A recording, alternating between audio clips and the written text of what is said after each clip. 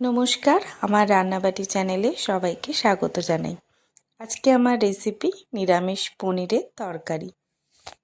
এই রেসিপিটা বানানোর জন্য আমি নিয়েছি ডুমো করে রাখা ক্যাপসিকাম, ডুমো করে রাখা টমেটো, ডুমো করে রাখা আলু আর পোস্ত বাটা, আর বাটিতে রয়েছে আদা, কাঁচা লঙ্কা, টমেটো।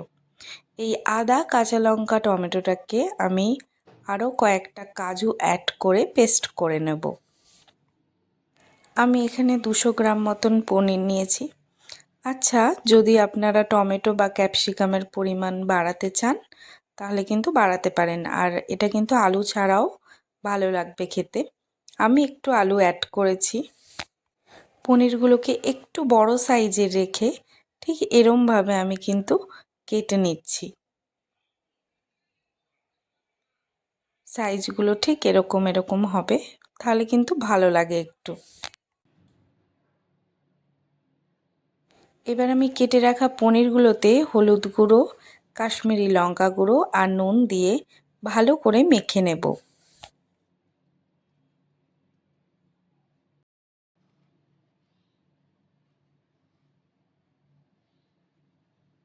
প্যানেতে সাদা তেল ভালো করে গরম করে আমি কিন্তু একে একে এবার পনিরগুলো ভাজতে দিয়ে দিচ্ছি।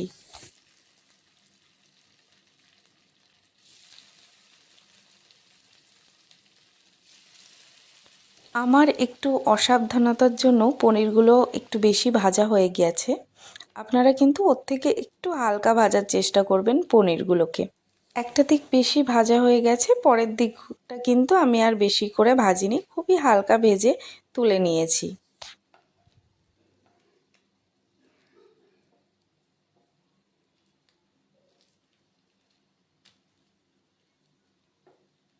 এবার আমি ওই তেলেই ডুমো করে যে আলুগুলো কেটে রেখেছিলাম সেগুলোকে ভেজে নিচ্ছি।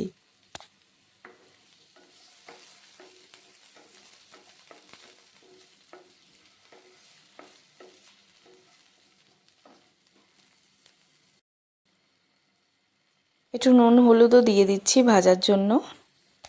আলুগুলোও কিন্তু আমি হালকা করে ভেজে নেব, খুব বেশি কড়া করে আমি ভাজবো না।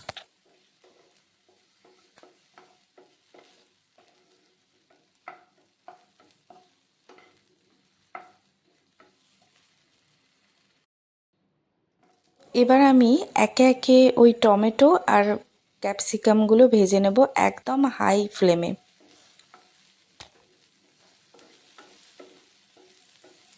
সবগুলো ভাজা হয়ে গেছে আমার। এবার আমি প্যানেতে সামান্য সাদা তেল আর দিয়ে দিচ্ছি সামান্য ঘি। নিরামিষ রান্নায় একটু ঘি ব্যবহার করলে কিন্তু তার স্বাদ দ্বিগুণ হয়ে যায়। ফোড়নে দিচ্ছি তেজপাতা আর এই যে গোটা গরম মশলা, লবঙ্গ, দারচিনি, এলাচ, একটা শুকনো লঙ্কা।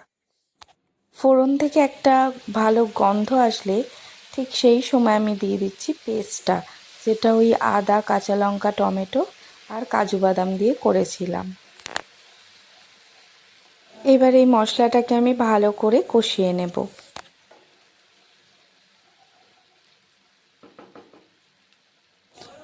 এবার দিয়ে দিচ্ছি হলুদ 1 চামচ মতন, আর জিরে গুঁড়ো 1 চামচ, ধনে গুঁড়ো 1 চামচ, আর নুন স্বাদ মতো নুন দিয়েছি। আর ওই যে মশলা বাটা জলটা, সেই জলটাও কিন্তু আমি দিয়ে দিচ্ছি।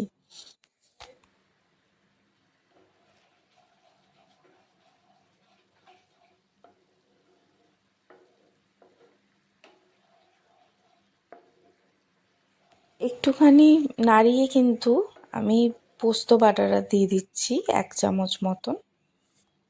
সবটা ভালো করে মিশিয়ে এবার যতক্ষণ না তেল ছাড়বে ততক্ষণ কিন্তু কম আঁচে এটাকে রান্না হতে দেব।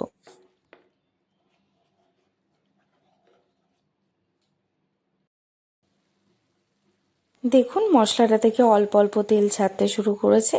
এবার আমি ওই ভেজে রাখা আলুগুলো দিয়ে দিচ্ছি। ভেজে রাখা আলু দিয়ে আমি দিয়ে দেবো 2 বাটি জল। জল দিয়ে আমি ঢাকা দিয়ে ওই 15 মিনিট মতো কম আঁচে রান্নাটা করেছি। আচ্ছা, এখানে বলে রাখি, আপনারা চাইলে কিন্তু এটাকে একদম শুকনোভাবেও করতে পারেন। আমি একটু গ্রেভি রেখেছি।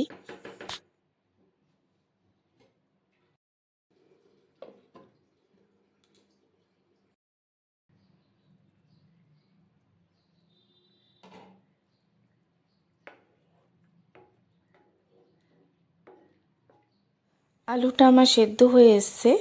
এবার আমি আগে থেকে যে ভেজে রেখেছিলাম পনিরগুলো, ওগুলো একে একে কিন্তু দিয়ে দিচ্ছি ঝোলেতে। সাথে আমি একটু চিনিও কিন্তু দিয়েছিলাম, ওটা আর দেখানো হয়নি।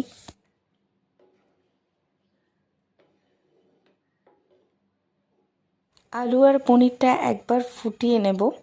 একটুখানি ফুটে আসলেই কিন্তু আমি আগে থেকে যে ক্যাপসিকাম আর টমেটোটা ভেজে রেখেছি ওটা দিয়ে দিচ্ছি। এটা দিয়েও কিন্তু আমি ভালো করে ফুটিয়ে নেব।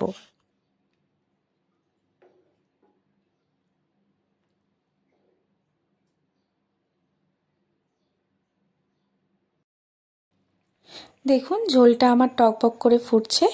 এবার আমি ওতে দিয়ে দিচ্ছি চেরা কাঁচা লঙ্কা, একটু গরম মশলা আর সামান্য জয়িত্রী জায়ফল গুঁড়ো। জয়িত্রী জায়ফলটা আপনারা চাইলে নাও দিতে পারেন, আমি একটু দিলাম স্বাদের জন্য। আপনারা চাইলে ঠিক এরকম ঝোল রাখতে পারেন বা এর থেকেও শুকিয়ে নিতে পারেন কিন্তু। ব্যাস, খুব কম সময়ে তৈরি হয়ে গেছে আমার এই নিরামিষ রেসিপিটি। ভিডিওটি ভালো লাগলে আমার চ্যানেলটা সাবস্ক্রাইব করে আমার পাশে থাকবেন, লাইক কমেন্ট শেয়ার করে দেবেন কিন্তু। আর এরমভাবে পনিরের রেসিপিটা একবার কিন্তু বানিয়ে দেখতে পারেন।